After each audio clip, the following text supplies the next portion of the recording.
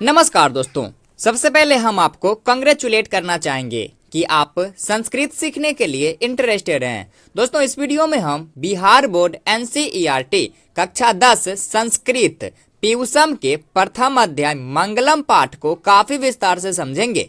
तो फिर देर ना करते हुए चलिए वीडियो शुरू करते हैं। प्रथमा पाठ, पहला पाठ, मंगलम यानी कि कल्याण। मंगलम का अर्थ होता है कल्याण। हम जानते हैं, अब आप इतना जरूर समझ गए होंगे कि इस पाठ में कहीं ना कहीं तो फिर प्राणियों के कल्याण के बारे में ही वर्णन किया गया होगा। आइए हम इसे भी कंफर्म करते हैं। कहता है उपनिषदः वैदिक वाङ्मयस्य अंतिमे भागे दर्शन शास्त्रस्य सिद्धांतान प्रकटयन्ति।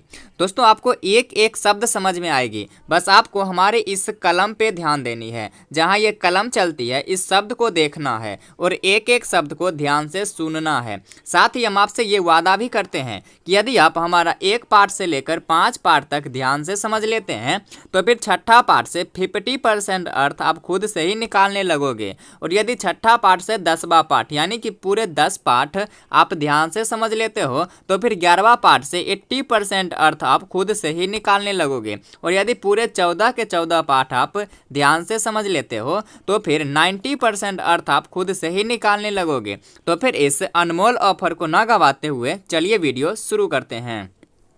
कहता है उपनिषदः वैदिक वाङ्मयस्य अंतिमे भागे दर्शन शास्त्रस्य सिद्धांतान प्रकटयन्ते। उपनिषद वैदिक वाङ्मयस्य, यहाँ षष्ठी विभक्ति लगा हुआ है। इसका अर्थ लेंगे काके की या फिर रारे री। हम यहाँ के अर्थ लेंगे। उपनिषद वैदिक वाङ्मय के अंतिमे भागे, दोनों में सप्तमी विभक्ति है, अर्थ लेंगे में। अंतिम भाग में दर्शन शास्त्रस्य, फिर यहाँ षष्ठी है, दर्शन शास्त्र के सिद्धांतान, यहाँ द्वितीया का बहुवचन है, सिद्धांतों को प्रकटयन्ति प्रकट करते हैं। इसका पूरा अर्थ लेंगे। उपनिषद वैदिक वाङ्मय के अंतिम भाग में दर्शन शास्त्र के सिद्धांतों को प्रकट करते हैं।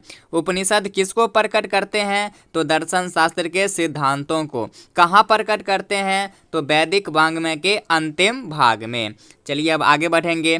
सर्वत्र परम पुरुषस्य परमात्मना महिमा प्रधानतया गीयते। सर्वत्र सभी जगह परम पुरुषस्य, परम पुरुष परमात्मना, दोनों में षष्ठी है, परम पुरुष परमात्मा की महिमा प्रधानतया, प्रधान रूप से गीयते, गाई जाती है।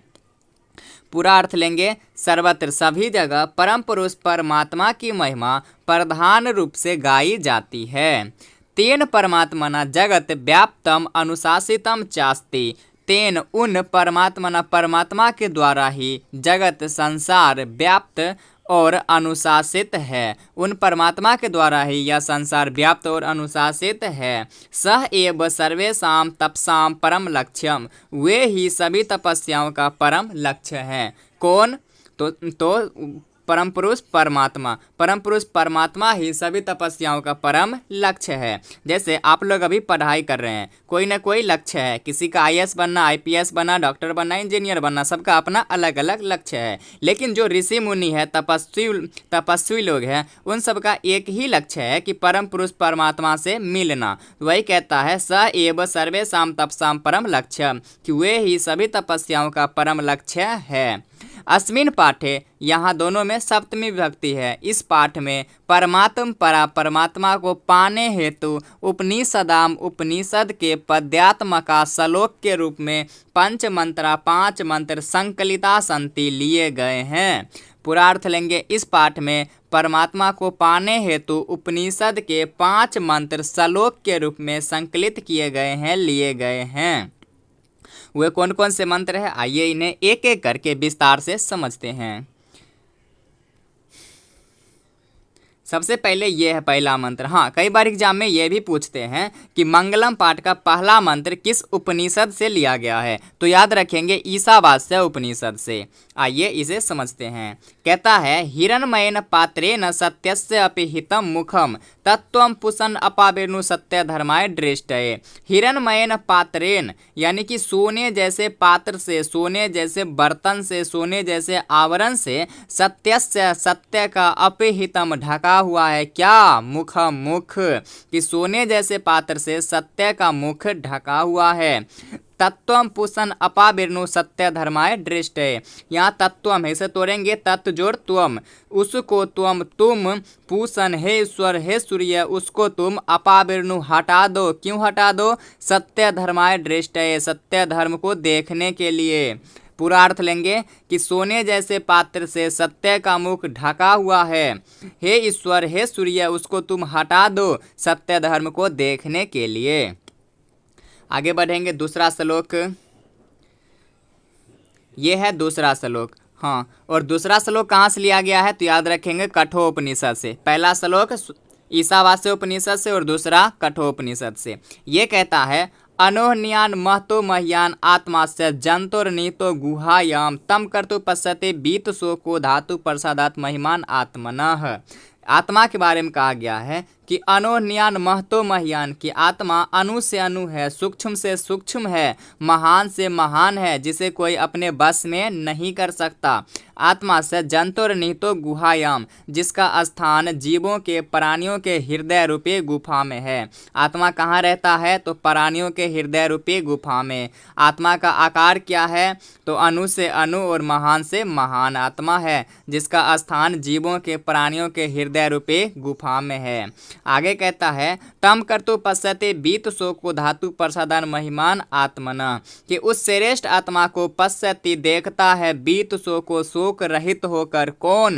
धातु प्रसादन महिमान आत्मना, की विद्वान लोग उस श्रेष्ठ आत्मा को परमात्मा को शोक रहित होकर देखता है, अपने मन और इंद्रियों को बस में भी कर कि विद्वान लोग अपने मन और इंद्रियों को अपने बस में करके और शोक रहित होकर उस श्रेष्ठ आत्मा को देखता है, जिससे उस विद्वान की आत्मा, उस ऋषि मुनियों की आत्मा उस श्रेष्ठ परमात्मा में लीन हो जाता है और उसकी आत्मा इस सांसारिक बंधनों से मुक्त हो जाता है। पूरा अर्थ लेंगे कि आत्मा का आकार अणु से अणु है और वह महान से महान है, जिसे कोई अपने बस में नहीं कर सकता। आत्मा प्राणियों के हृदय रूपी गुफा में रहता है और उस श्रेष्ठ आत्मा को विद्वान लोग अपने इंद्रियों और मन को बस में करके और शोक रहित होकर उस श्रेष्ठ आत्मा को देखता है, जिससे उनकी आत्मा उस श्रेष्ठ आत्मा में लीन हो जाता है और वह व्यक्ति सांसारिक मोह माया से ऊपर उठ जाता है, सांसारिक बंधनों से ऊपर उठ जाता है। अगला श्लोक है, ये अगला श्लोक है, ये मुंडकोपनिषद से लिया गया है, याद रखेंगे। ये कहता है सत्यमेव जयते ना नृतम, सत्य की ही जीत होती है, ना नृतम, ना न जोर नृतम, न मतलब नहीं और नृत मतलब असत्य, कि सत्य की जीत होती है असत्य की नहीं। सत्येन पंथा बीततो देवयान, कि सत्य के द्वारा ही पंथा बीततो देवयान, देवताओं का रास्ता विस्तारित होता है। पूरा अर्थ लेंगे कि सत्य की जीत होती है और सत्य की नहीं। सत्य के द्वारा ही देवताओं का रास्ता विस्तारित होता है, दिखता है, खुलता है। जब हम सत्य का रास्ता हमारे आसपास हमेशा रहता है, लेकिन जब हम सत्य बोलेंगे, सत्य का प्रयोग करेंगे, तभी हमें वो देवताओं का रास्ता दिखेगा। वही कहता है सत्य की ही जीत होती है और सत्य की नहीं। सत्येन पंथा बीततो देवयान, सत्य के द्वारा ही देवताओं का रास्ता खुलता है, विस्तारित होता है, हमें देवताओं का रास्ता दिखता है। इसलिए हमें हमेशा सत्य ही बोलना चाहिए।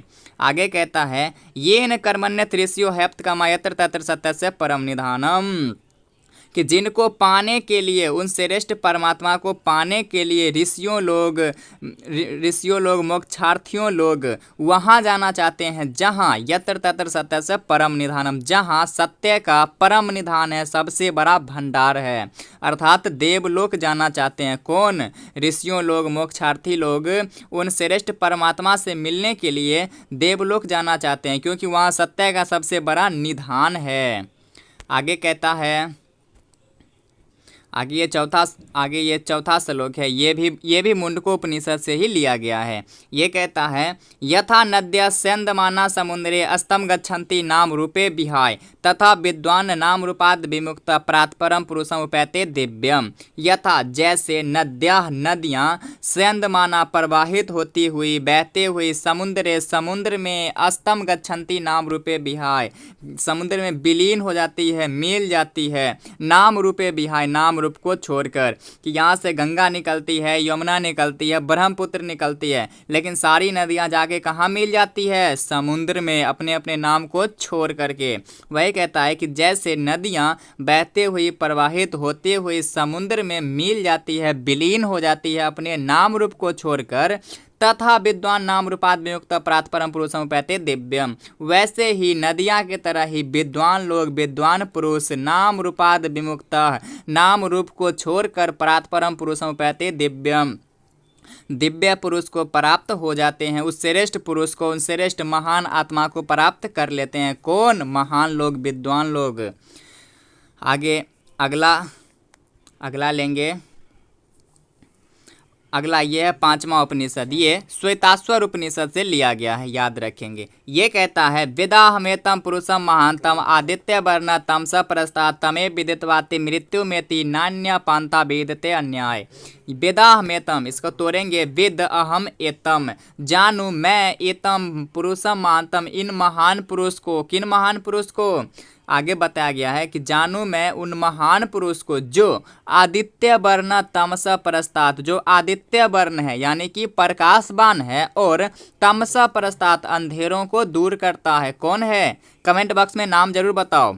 वो सूर्य है, आदित्य वर्ण, क्योंकि उन्हीं से प्रकाश निकलता है और उनसे ही अंधेरा दूर होता है।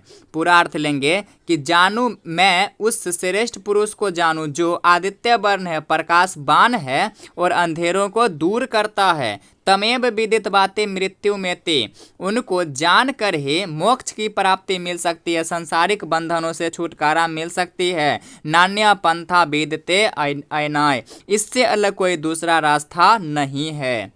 फिर से समझेंगे, वेदाहमेतम पुरुषम महांतम, जानू मैं उस महान पुरुष को जो आदित्य वर्ण प्रकाशवान है और अंधेरों को दूर करता है। अर्थात मैं उस सूर्य को जानूं जो प्रकाशवान है, उस सूर्य को जानूं, उनको तमेव विदित्वाति मृत्यु मेति, उनको जानकर ही मोक्ष की प्राप्ति मिल सकती है, संसारिक बंधनों से छुटकारा मिल सकती है। नान्य पंथा वेदते अयनाय, इससे अलग कोई दूसरा रास्ता नहीं है।